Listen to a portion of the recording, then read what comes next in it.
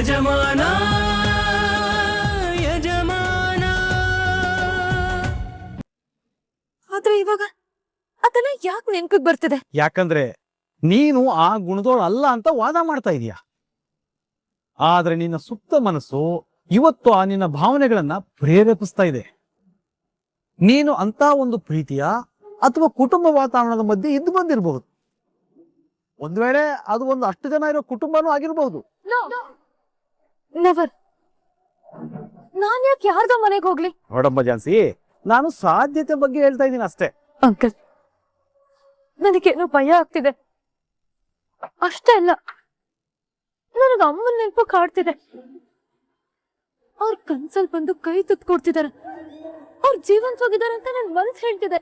Okay okay, relax relax. ಬಾ ಕೂತ್ಕೋ, ಬಾ ಮೊದಲು ಕೂತ್ಕೋ, ಬಾ ಆರಾಮಾಗಿ. ನೋಡು, ನಿನ್ನ ದೇಹದ ಪ್ರತಿಯೊಂದು ಸ್ನಾಯುಗಳು ಈಗ ರಿಲ್ಯಾಕ್ಸ್ ಆಗಲಿ, ಓಕೆನಾ? ಈಗ ನಿಧಾನ ಕಣ್ಣು. ಈಗ ಒಂದು ದೀರ್ಘವಾದ ಉಸಿರು ತಗೋ. ನಿನ್ನ ಶ್ವಾಸಕೋಶ ತುಂಬಾ ಗಾಳಿ ತುಂಬಿಕೊಳ್ಳಿ. ಗುಡ್. ಈಗ ನಿಧಾನವಾಗಿ ಉಸಿರನ್ನು ಹೊರಗಡೆ ಬಿಡು.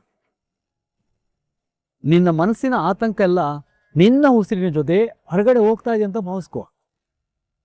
ಈಗ ಮತ್ತೊಮ್ಮೆ ದೀರ್ಘವಾದ ಉಸಿರು ತಗೋ. ನಿನ್ನ ಸುತ್ತಲೂ ಇರೋ ಪ್ರಪಂಚ ಮರೆ ಆಗ್ತಾ ಇದೆ.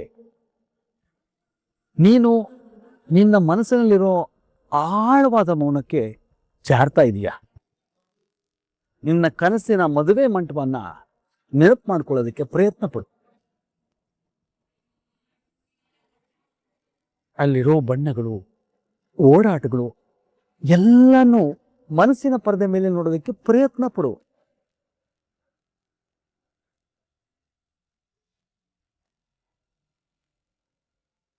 ಈಗ ಏನಾಗ್ತಾ ಇದೆ?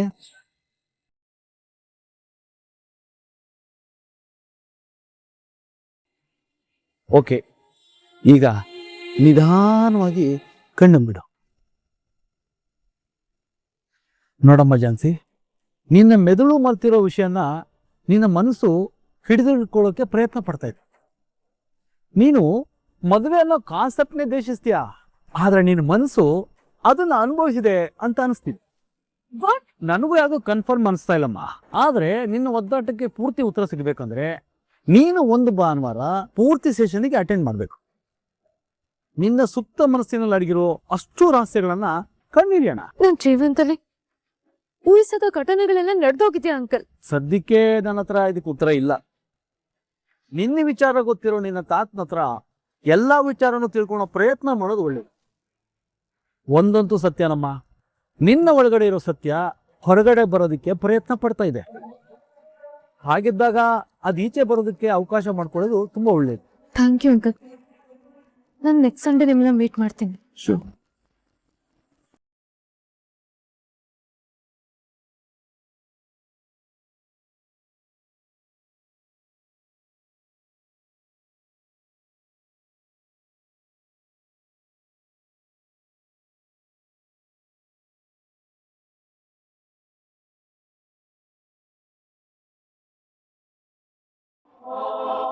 ಇವಾಗ ಬಂದ್ರ ಯಜಮಾನ್ರೆ?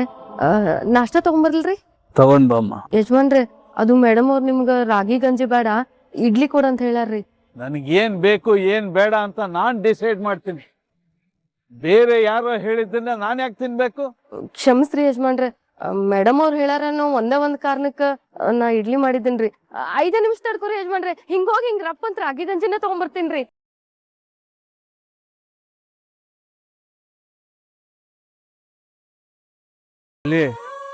ಮಲ್ಲಿ 1 ನಿಮಿಷ ಬಾ ಇಲ್ಲಿ. ಯಜಮಾನ್ರೆ,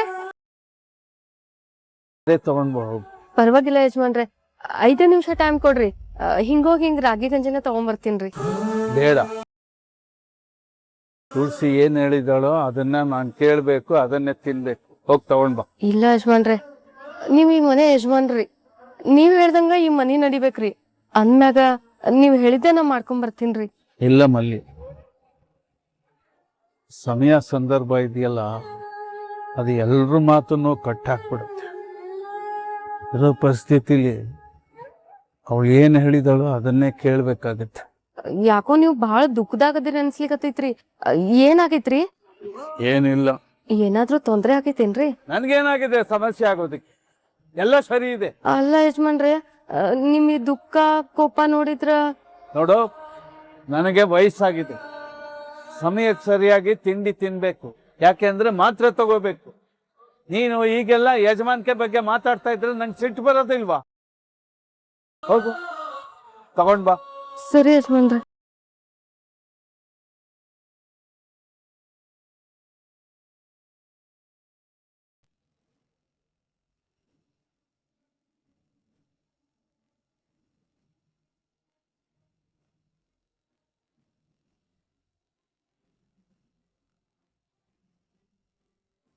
ನೋಡು, ಇಲ್ಲೇ ಎಲ್ಲೋ ಇರ್ತಾಳೆ. ನೀನ್ ಆ ಕಡೆ ಹೋಗು, ನಾನು ಈ ಕಡೆ ಹೋಗಿ ಹುಡುಕ್ತೀನಿ. ಹೋಗು ಹೋಗು.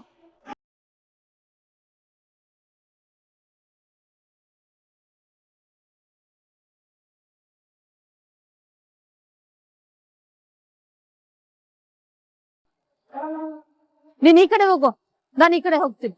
ಹೋಗು ಹೋಗು, ಹುಡುಕು.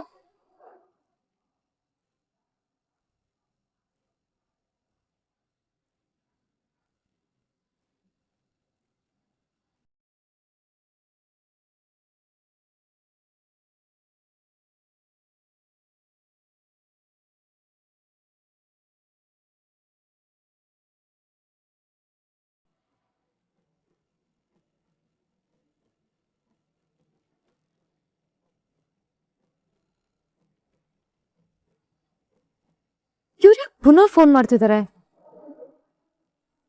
ಹಲೋ, ನಿಮ್ ಕಂಪನಿಗೆ ಪ್ರಾಜೆಕ್ಟ್ ಕೊಡೋದಕ್ಕೆ ಇಷ್ಟ ಇಲ್ಲ. ಪದೇ ಪದೇ ಫೋನ್ ಮಾಡಿ ಡಿಸ್ಟರ್ಬ್ ಮಾಡ್ಬೇಡಿ.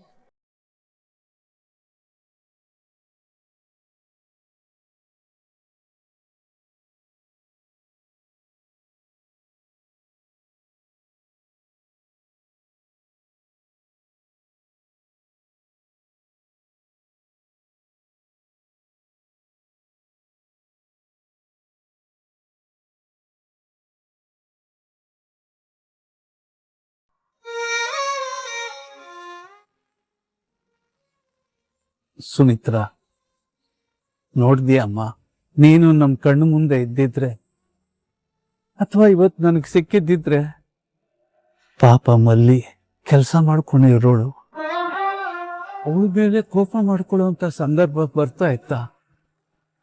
ತಿನ್ನೋ ತಿಂಡಿ ಮೇಲೆ ಅವಳ ಅಧಿಕಾರ ಚಲಾಯಿಸ್ತಾ ಇದ್ದಾಳೆ ಅಂದ್ರೆ ಇನ್ನು ಮದುವೆ ವಿಚಾರದಲ್ಲಿ ಸುಮ್ಮನಿರ್ತಾಳೆ ಅವಳು? ಏನ್ ಮಾಡ್ತೀಯಮ್ಮ? ಕೆಲವೊಂದು ಕಾರಣಕ್ಕೆ ಅವಳು ತಾಳಕ್ಕೆ ನಾನು ಕುಣಿಬೇಕು, ಅವಳು ಅಂದಿದ್ದನ್ನ ಅನ್ಸ್ಕೊಳ್ಬೇಕು, ಅವಳು ಹೇಳ್ದಂಗೆ ಕೇಳ್ಬೇಕಾದ ಪರಿಸ್ಥಿತಿ ನನಗೆ ಬಂದಿದೆ ಅಮ್ಮ. ಪಾಪ ಆ ಝಾನ್ಸಿ ಮಗು, ನೆನಪಲ್ಲೇ ಇಲ್ಲದೆ ಇರೋ ಆ ರಾಗು ಪ್ರೀತಿ, ಇನ್ನೊಂದ್ ಕಡೆ ಪ್ರತಿದಿನ ಅವಳನ್ನ ಕಾಡ್ತಾ ಇರೋದು ಅಮ್ಮನ ನೆನಪು. ನೀನಮ್ಮ, ನಿನ್ನ ನೆನಪು, ಅದೆರಡೂ ಅವಳಿಗೆ ಮುಖ್ಯನೇ. ಅವಳಿಗೆ ಜೀವನದಲ್ಲಿ ಏನೇನು ಬೇಕು ಅನ್ಸಿದೆಯೋ ಅದೆಲ್ಲವೂ ಸಿಕ್ಕಿದೆ. ಆದ್ರೆ ತಾಯಿ ಪ್ರೀತಿನ ಅವಳು ಅನುಭವಿಸಿಲ್ಲಮ್ಮ. ತಾಯಿ ಪ್ರೀತಿ ದಕ್ಕಿಲ್ಲ ಅನ್ನೋ ದುಃಖ ಅವಳಿಗಿದೆ. ಆ ಭಗವಂತ ಆ ಕೊರತೆನ ನೀಗಿಸೋದಕ್ಕೆ ನನಗೆ ಶಕ್ತಿ ಕೊಟ್ಟಿದ್ದಾನೆ. ನಾನು ಪೂರ್ತಿ ಮಾಡ್ಬೇಕಲ್ವಾ? ನೋಡು, ಅದಕ್ಕಿರೋದು ಒಂದೇ ದಾರಿ, ನೀನ್ ಸಿಕ್ಕಬೇಕು, ನೀನ್ ನಮ್ಮ ಜೊತೆಲಿ ಇರ್ಬೇಕು. ನೀನ್ ಸಿಕ್ತಿ ಅನ್ನೋ ನಂಬಿಕೆ ನನಗಿದೆ ಅಮ್ಮ.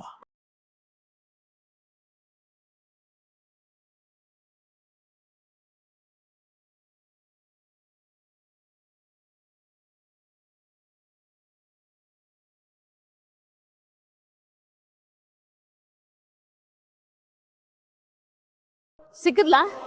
ಅಯ್ಯೋ, ಎಲ್ಲೂ ಹೋದ್ಲು. ಹಾ madam, okay madam, okay.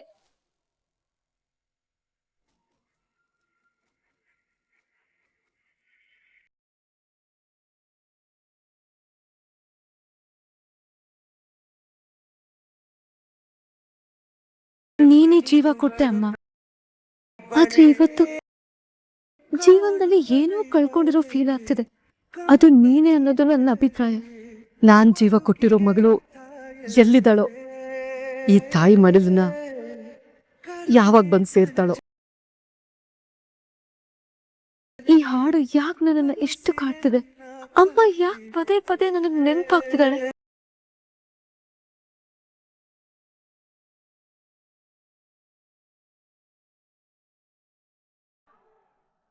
Sankranti ಹಬ್ಬಕ್ಕೆ ಅವರೆಕಾಳು ಹಾಕಿ ಹಾಕಿ ಅವರೆಕಾಳು ಐಟಮ್ ಮಾಡಿ ಅವರೆಕಾಳು ಸಂಕ್ರಾಂತಿ ಮಾಡಿದ್ದೀರಾ? ರೀ, ಸಂಕ್ರಾಂತಿಗೆ ಅವರೆಕಾಳೆ ಸ್ಪೆಷಲ್ ಅಲ್ವಾ, ಅದಕ್ಕೆ ಮಾಡಿರೋದು. ಊಟ ಮಾಡಿ.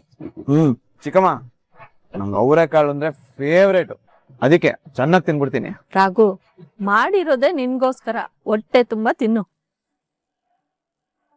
ಲೇ ಸಂಗೀತ, ನಿಮ್ಮ ಅಣ್ಣನ್ಗೆ ಇನ್ನೊಂದ್ ಸ್ವಲ್ಪ ಕಾಳು ಹಾಕೆ. ಅಣ್ಣ, ಇತ್ತೀಚೆಗೆ ನೀನ್ ನಮ್ ಜೊತೆ ಸೇರ್ತಾನೆ ಇಲ್ಲ. ಯಾವಾಗ ನೋಡಿದ್ರು ಬರೀ ಕೆಲ್ಸ ಕೆಲ್ಸ ಅಂತಾನೆ ಇದ್ಯಾ. ಏನ್ ಮಾಡ ಸಂಗೀತ, ನಾನು ಮೊದಲು ಕೆಲಸ ಮಾಡ್ತಿದ್ದೆ ಬೇರೆ, ಅದೇ ಲೈಕ್ ವರ್ಕ್ ಫ್ರಮ್ ಹೋಮ್ ಇರೋದು. ಇವಾಗ ಕೆಲಸ ಮಾಡ್ತಿರೋದೇ ಬೇರೆ. ಆ ಕೆಲಸದ ಬಗ್ಗೆ ನಿಂಗೂ ಗೊತ್ತು ತಾನೆ. ಅಲ್ವಾ ರಾಘು, ನೀ ಮೊದ್ಲು ಮಾಡ್ತಿದ್ದಲ್ಲ ಕಂಪ್ನಿ ಕೆಲ್ಸ, ಆ ತರ ಕೆಲ್ಸ ಮಾಡಕ್ ಆಗಲ್ವಾ? ಹೇ, ಅವನು ಝಾನ್ಸಿ ಜೊತೆ ಇರಬೇಕು ಅಂತ ತಾನೇ ಆ ಕೆಲ್ಸಕ್ಕೆ ಸೇರ್ಕೊಂಡಿರೋದು. ಅದಕ್ಕೆ ರಾಘು, ನೀನ್ ಝಾನ್ಸಿ ಕಂಪ್ನಿಯಲ್ಲೇ ನಿನ್ ಓದಕ್ ತಕ್ಕಾಗೆ ಕೆಲ್ಸಕ್ ಸೇರ್ಕೋ. ಝಾನ್ಸಿ ಜೊತೆಯಲ್ಲಿ ಇದ್ದಾಗೂ ಆಗತ್ತೆ, ಸಂಬಳನೂ ಜಾಸ್ತಿ ಬರುತ್ತೆ.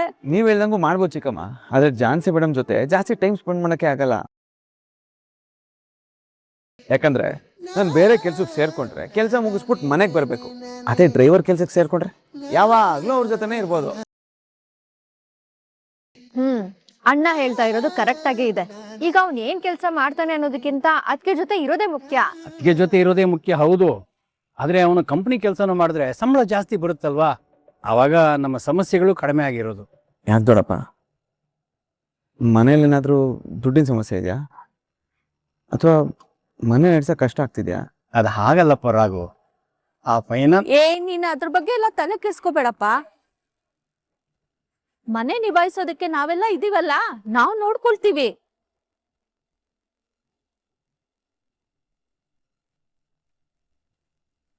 ಮನೆ ಅನ್ನೋದಕ್ಕಿಂತ ನಿನಗ್ ಕಷ್ಟ ಆಗುತ್ತೆ ಅಂತ ಆ ತರ ಹೇಳಿದ್ವಿ ಅಪ್ಪ. ಅದ್ರ ಬಗ್ಗೆ ನೀವು ಯಾರು ಚಿಂತೆ ಮಾಡಬೇಡಿ. ಇನ್ನೊಂದು ಸ್ವಲ್ಪ ದಿನ ಅಷ್ಟೇ ನಾನು ಮ್ಯಾನೇಜ್ ಮಾಡ್ತೀನಿ. ಮನೆ ವಿಷಯದಲ್ಲಿ ಯಾವ ತೊಂದರೆ ಬರ್ದಿರಂಗೆ ನಾನು ನೋಡ್ಕೋತೀನಿ. ರಾಘು, ಇನ್ ಸ್ವಲ್ಪ ಹಾಕಿಸ್ಕೊಂಡ್ ತಿನ್ನೋ. ಅಪ್ಪ ಚಿಕ್ಕಮ್ಮ, ಚೆನ್ನಾಗಿತ್ತು ಅಂತ ಹೇಳಿ 2 ಟೈಮ್ದು ಒಟ್ಟಿಗೆ ತಿನ್ಬಿಟ್ಟಿದ್ದೀನಿ. ಕೈ ತೊಳ್ಕೊಂಡ್ ಬಂತೀನಿ. ಅಲ್ಲ ಮಂಜುಳಾ, ಆ ಫೈನಾನ್ಷಿಯರು ಮನೆ ಹತ್ರ ಬಂದು ಬಡ್ಡಿ ವಿಷಯ ಮಾತಾಡಿ ಹೋಗಿದ್ನ ಹೇಳ್ಬೇಕಾಗಿತ್ತು ತಾನೆ. ಅದು ಬಿಟ್ಟು ಹೇಳ್ಬಿಡಿ ಅಂತ ನನ್ನ ಬಾಯಿ ಮುಚ್ಚಿಸಿದೆ ಯಾಕೆ? ಅವ ಮೊದ್ಲೇ ಅವನ್ ಕಷ್ಟ ಪಡ್ತಿದ್ದಾನೆ. ಇಂಥ ಪರಿಸ್ಥಿತಿಯಲ್ಲಿ ಆ ವಿಷಯ ಹೇಳೋದ್ ಬೇಡ ಅಂತಾನೆ ಸುಮ್ನಾದೆ.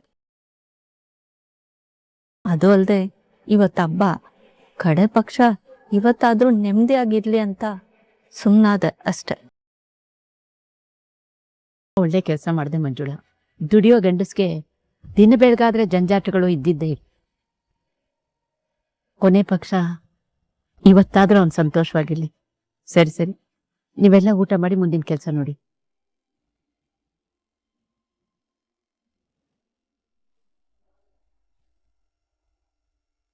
ಸುನಾಮಿ, ಸುಮಿತ್ರ ಬಗ್ಗೆ ಏನಾದ್ರೂ ಸುಳಿ ಸಿಕ್ತಾ? ಸುಳ್ವಲ್ಲ ಮೇಡಮ್, ನಮ್ ಕಣ್ಣು ಕಾಣಿಸ್ಕೊಂಡ್ಲು, ಸ್ವಲ್ಪದ್ರಲ್ಲೇ ಮಿಸ್ ಆಗ್ಬಿಟ್ಲು. ಈ ತರ ಹೇಳೋದಕ್ಕೆ ನೀವಿಬ್ರು ನಾಚಿಕೆ ಆಗಲ್ವಾ? ಇಲ್ಲ ಮೇಡಮ್, ಅವ್ನು ಬಿಡಲ್ಲ. ಅವ್ನು ಪತ್ತೆ ಮಾಡಕ್ಕೆ ಎಲ್ಲ ಅರೇಂಜ್ಮೆಂಟ್ಸು ಆಗಿದೆ ಮೇಡಮ್. ನೋಡು, ನೀವ್ ಎಷ್ಟು ಜನನ ಅಪಾಯಿಂಟ್ ಮಾಡ್ಕೊಳ್ತಿರೋ ನನಗೆ ಗೊತ್ತಿಲ್ಲ. ಒಟ್ನಲ್ಲಿ ಅವಳು ಎಲ್ಲಿದ್ದಾಳೆ ಅಂತ ನನಗೆ ಗೊತ್ತಾಗ್ಲೇಬೇಕು. ಆಲ್ರೆಡಿ ನಮ್ ಟೀಮ್ನೆಲ್ಲ ಬಿಟ್ಟಿದೀವಿ ಮೇಡಮ್, ಎಲ್ಲ ಕಡೆ ಹುಡ್ಕಾಡ್ತಿದ್ದಾರೆ. ಅವ್ರನ್ನ ಯಾರು ಬಚಾವ್ ಮಾಡಿದ್ರು ಅಂತಾನೆ ಗೊತ್ತಾಗಿಲ್ಲ. ಯಾರು ಬಚಾವ್ ಮಾಡ್ತಾರೋ ಬಿಡ್ತಾರೋ, ಐ ಜಸ್ಟ್ ಡೋಂಟ್ ಕೇರ್. ಆದ್ರೆ ಅವಳ ನೆರಳು ಕೂಡ ನಮ್ಮ ಮನೆಯವ್ರ ಮೇಲಾಗ್ಲಿ ನಮ್ಮ ಮನೆ ಮೇಲಾಗ್ಲಿ ಯಾವುದೇ ಕಾರಣಕ್ಕೂ ಬೀಳ್ಬಾರ್ದು. ಬೀಳೋದಕ್ಕೆ ನಾವು ಬಿಡಲ್ಲ ಬಿಡಿ ಮೇಡಮ್. ಒಂದಂತೂ ಕ್ಲಿಯರ್, ಅವಳು ತಪ್ಪಿಸ್ಕೊಂಡು ಇಷ್ಟೊತ್ತಾದ್ರೂ ಬೀದಿ ಬೀದಿ ಸುತ್ತಾ ಇದ್ದಾಳೆ ಅಂದ್ರೆ ಅವಳಿಗೆ ಎಲ್ಲಿಗೆ ಹೋಗ್ಬೇಕು ಅಂತ ಗೊತ್ತಿಲ್ಲ ಅಂತಾಯ್ತು. ಗೊತ್ತಾಗಕ್ಕೂ ಮುಂಚೆ ನಾವೇ ಹುಡುಕೊಂಡ್ ಬಂದು ನಿಮ್ ಹತ್ರ ಒಪ್ಪಿಸ್ತೀವಿ. ನಾನ್ ಆಸೆ ಪಟ್ಟಿರೋ ಆಸ್ತಿ ಎಲ್ಲ ನನ್ನ ಕೈ ಸೇರ್ಬೇಕು ಅಂದ್ರೆ ಅವಳನ್ನ ನೀವು ಕರ್ಕೊಂಡ್ ಬರ್ಲೇಬೇಕು. ಇನ್ನು ಮುಂದೆ ಕೂಡ ಎಲ್ಲ ನನ್ನ ಪ್ಲಾನ್ ಪ್ರಕಾರನೇ ಆಗ್ಬೇಕು. ಗೊತ್ತಾಯ್ತಾ? ಅರ್ಥ ಆಯ್ತು ಮೇಡಮ್. ಮೇಡಮ್, ಹುಡುಗರಿಗೆಲ್ಲ ಸ್ವಲ್ಪ ದುಡ್ಡು ಕೊಡ್ಬೇಕಾಗಿತ್ತು. ಸರಿ, ನಾನು ಮನೆಗೆ ಹೋಗಿ ತಗೊಂಡ್ ಬರ್ತೀನಿ. ಒಂದ್ 5-10 ನಿಮಿಷ ಆದ್ಮೇಲೆ ಮನೆ ಹತ್ರ ಬಾ, ಬಂದ್ಬಿಟ್ಟು ಕಲೆಕ್ಟ್ ಮಾಡ್ಕೊಂಡು ಹೋಗು. ಸರಿ ಮೇಡಮ್.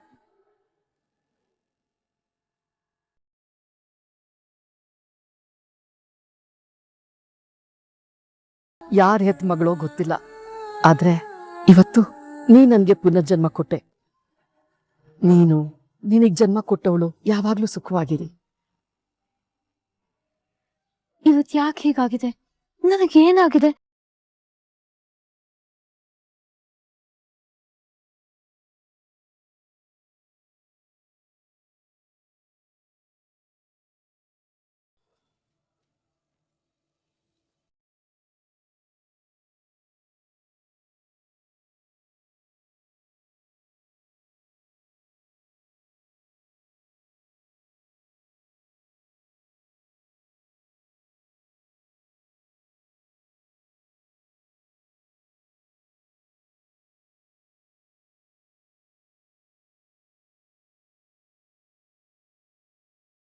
ಮೊದ್ಲು ನಾನು ಇಲ್ಲಿಂದ ಆಶ್ರಮಕ್ಕೆ ಹೊರಟೋಗ್ಬೇಕು. ಅಡ್ರೆಸ್ಸು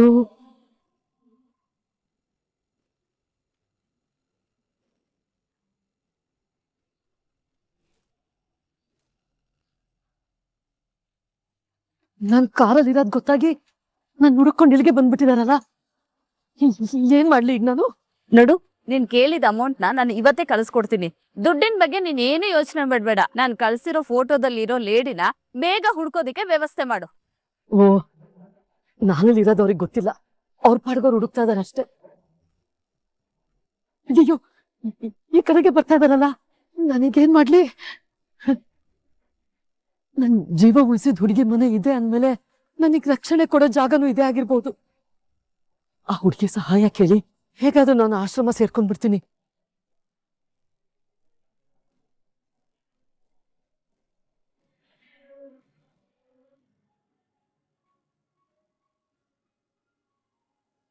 ಚಿಕ್ಕಮ್ಮ, ರಾಘು, ಏನಾದ್ರೂ ಬೇಕಿತ್ತಪ್ಪ? ನನಗೇನು ಬೇಡ ಚಿಕ್ಕಮ್ಮ. ಅಂದ್ರೆ ನನ್ನಿಂದ ನೀವೇನಾದ್ರೂ ಮುಚ್ಚಿಡ್ತಿದ್ದೀರಾ? ನಿನ್ನಿಂದ ನಾನೇನಪ್ಪ ಮುಚ್ಚಿಡ್ಲಿ? ಹಾಗೇನು ಇಲ್ಲ ಬಿಡು. ಅಲ್ಲ ಚಿಕ್ಕಮ್ಮ, ಮನೆ ಮೇಂಟೈನ್ ಮಾಡಕ್ ಏನಾದ್ರೂ ಕಷ್ಟ ಆಗ್ತಿದ್ಯಾ? ಅಥವಾ ಬೇರೆ ಏನಾದ್ರೂ ಪ್ರಾಬ್ಲಮ್ ಇದ್ರೆ ಹೇಳಿ. ಸುಮ್ನೆ ಏನೋ ಯೋಚನೆ ಮಾಡ್ಬೇಡಪ್ಪ. ಆತರ ಏನಾದ್ರೂ ತೊಂದ್ರೆ ಇದ್ದಿದ್ರೆ ನಾನ್ ನಿನ್ಗೆ ಹೇಳ್ತಾ ಇದ್ನಲ್ವಾ. ಹಂಗೆಲ್ಲ ಏನು ಇಲ್ಲ ಬಿಡು. ನೀವು ನನಗ್ ಕಷ್ಟ ಆಗುತ್ತೆ ಅಂತ ಹೇಳ್ದೆ ಸುಮ್ನಿರ್ಬೇಡಿ. ಮನೆ ಖರ್ಚಿಗೆ ದುಡ್ಡು ಏನಾದ್ರು ಬೇಕಿದ್ರೆ ಹೇಳಿ, ನಾನು ಎಲ್ಲಾದ್ರೂ ಒಂದ್ ಕಡೆ ಅರೇಂಜ್ ಮಾಡ್ತೀನಿ. ಅದು ಪಲ್ಲವಿ ಮದ್ವೆ ಟೈಮ್ನಲ್ಲಿ ಸಂಘದಲ್ಲಿ ಸಾಲ ತಗೊಂಡಿದ್ನಲ್ವಾ, ಅದೊಂದು 5,000 ರೂಪಾಯಿ ಕಟ್ಬೇಕಾಗಿತ್ತು. ಅದೇನಾದ್ರೂ ಒಂಚೂರು ಇದ್ರೆ ನೋಡಪ್ಪ. ಅಷ್ಟೇ ತಾನೇ, ನಾನು ಅರೇಂಜ್ ಮಾಡ್ತೀನಿ ಬಿಡಿ. ನೋಡು, ಕೇಳ್ತೀನಿ ಅಂತ ತೊಂದ್ರೆ ತಗೊಳಕ್ ಹೋಗ್ಬೇಡ. ಎಷ್ಟಾಗುತ್ತೋ ಅಷ್ಟು ತಂದ್ಕೊಡು, ಆಮೇಲೆ ನೋಡ್ಕೊಳ್ಳೋಣ. ಸರಿ ಚಿಕ್ಕಮ್ಮ, 5,000 ತಾನೇ, ನಾನು ಅರೇಂಜ್ ಮಾಡ್ತೀನಿ.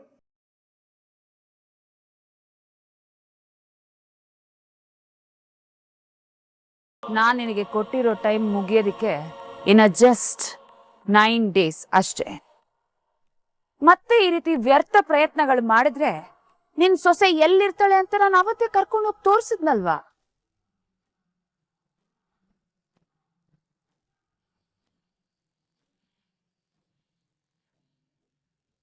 ನನ್ ಕನ್ಸಲ್ಲಿ ಅಮ್ಮ ಬಂದಿದ್ರು ತಾತ. ಬಾ ಪುಟ್ಟಿ, ಬಾಮ್ಮ ಕೂತ್ಕೋ. ಅಲ್ಲಮ್ಮ, ಏನಾದ್ರೂ ನಾನು ಕೇಳೋದು ಅಥವಾ ನೀನ್ ಹೇಳೋದು ಏನಾದ್ರು ಇದೆಯಮ್ಮ? ತಾತ, ಒಂದಷ್ಟು ಪ್ರಶ್ನೆಗಳಿವೆ, ಅದಕ್ಕೆಲ್ಲ ನಿಮ್ಮ ಹತ್ರ ಉತ್ತರ ಸಿಗತ್ತೆ ಅಂತ ಅನ್ಕೊಂಡಿದೀನಿ. ಕೆಲವೊಂದು ಪ್ರಶ್ನೆಗಳಿಗೆ ನನ್ನ ಹತ್ರ ಉತ್ತರ ಸಿಗಬಹುದು.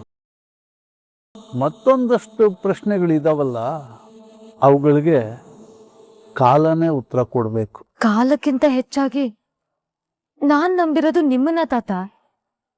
ಕಾಲದ ನಿರ್ಣಯನ ನಿರ್ಧಾರ ಮಾಡೋ ಶಕ್ತಿ ನನಗಿಲ್ಲ. ಆದ್ರೆ ನೀನ್ ಆಡೋ ಮಾತಲ್ಲಿ ಸತ್ಯ ಯಾವುದು ಸುಳ್ಳು ಯಾವುದು ಅನ್ನೋದು ನನಗ್ ಅರ್ಥ ಆಗುತ್ತೆ ತಾತ. ಹಾಗಾಗಿ ಸತ್ಯ ತಿಳಿಸೋ ನಿನ್ನ ಹತ್ರನೇ ಪ್ರಶ್ನೆ ಕೇಳಿದ್ರೆ ಉತ್ತರ ಸಿಗತ್ತೆ ಅನ್ನೋದು ನನ್ನ ಅಭಿಪ್ರಾಯ. ಮಾತು ಒಗಟಾಗಿದೆ ಅಂತಂದ್ರೆ ಪ್ರಶ್ನೆಗಳು ಕಠಿಣವಾಗಿರುತ್ತೆ ಅಂತ ಅರ್ಥ. ಪ್ರಶ್ನೆಗಳು ಯಾವತ್ತೂ ಸುಲಭವಾಗೇ ಇರುತ್ತೆ ತಾತ, ಆದ್ರೆ ಉತ್ತರಗಳೇ ಕಠಿಣವಾಗಿರೋದು. ಯಾಕಂದ್ರೆ ಆ ಉತ್ತರದಲ್ಲಿ ಸಾಕಷ್ಟು ಸತ್ಯ ಅಡಗಿರುತ್ತೆ. ತಿಳ್ಕೊಳ್ಳೋ ಕುತೂಹಲ ಇದ್ರು ಇರೋ ಗೊಂದಲಗಳ ಮಧ್ಯೆ ಇದು ತಿಳ್ಕೊಳ್ಬೇಕನ್ನೋ ಬೇಜವಾಬ್ದಾರಿ ಇತ್ತು. ಈಗ ಕುತೂಹಲ ಶುರುವಾಗಿದೆ. ಕುತೂಹಲ ಇದ್ದಕ್ಕಿದ್ದಾಗ ಶುರುವಾಯ್ತಾ? ಹೀಗೆ ನನ್ನ ಫ್ರೆಂಡ್ ತಂದೆ ಡಾಕ್ಟರ್ ತಾತ, ಅವ್ರನ್ನ ಭೇಟಿ ಮಾಡಿದೆ. ಡಾಕ್ಟರ್ನ ಯಾಕೆ ಭೇಟಿ ಆಗ್ಬೇಕು ಅಂತ ಅನ್ನಿಸ್ತು? ನನ್ ಮೊದ್ಲು ಕಲ್ಲಿನಾಗೆ ಗಡ್ಸಾಕಿದ್ದೆ, ಆದ್ರೆ ಈಗ ಹೃದಯದ ಮಾತುಗಳಿಗೆ ಬೆಲೆ ಕೊಡ್ತಿದ್ದೀನಿ. ನನಗೆ ಗೊತ್ತಿಲ್ಲದೆ ಎಷ್ಟೋ ಸಲ ತುಂಬಾ ಸಾಫ್ಟ್ ಆಗ್ತಿದ್ದೀನಿ. ನಾನು ಎಷ್ಟೋ ಸಲ ಕನ್ನಡಿ ಮುಂದೆ ನಿಂತಾಗ ನೀನು ಮೊದ್ಲಿದ್ದ ಚಾನ್ಸೇ ಅಲ್ಲ ಅಂತ ನನ್ ಮನ್ಸಾಕ್ಷಿ ಹೇಳ್ತಿದೆ. ಆದ್ರೆ ನನ್ನ ಉಡುಗೆ ತೊಡುಗೆ ಎಲ್ಲ ಬದ್ಲಾಗಿಲ್ಲ. ನೀನ್ ಏನು ಅಂತ ಹೇಳ್ತಿದೆ. ಈ ಎಲ್ಲ ಗೊಂದಲಗಳಿಗೂ ತೆರೆ ಎಳಿಬೇಕು ಅನ್ನೋ ಕಾರಣಕ್ಕೆ ಹೋಗಿದ್ದೆ. ಆದ್ರೆ ಅಲ್ಲೋದ್ಮೇಲೆ ನನ್ ಪ್ರಶ್ನೆಗಳಿಗೆ ಉತ್ತರನೇ ಸಿಗ್ಲಿಲ್ಲ. ಬದಲಾಗಿ ಇನ್ನಷ್ಟು ಕನ್ಫ್ಯೂಷನ್ಸ್ ಕ್ರಿಯೇಟ್ ಆಗಿದೆ. ನೀನು ಮರೆತು ಗೊಂದಲಕ್ಕೊಳಗಾಗಿದ್ದೀಯಾ, ಆದ್ರೆ ನಾನು ಎಲ್ಲ ಗೊತ್ತಿದ್ದು ಕಣ್ಣು ಮುಂದೆ ಏನೇನು ಆಗ್ತಿದೆ ಅನ್ನೋದು ತಿಳಿದಿದ್ರು ಕೂಡ ಗೊಂದಲದಲ್ಲೇ ಇದ್ದೀನಿ ಮೊಮ್ಮಗಳೇ.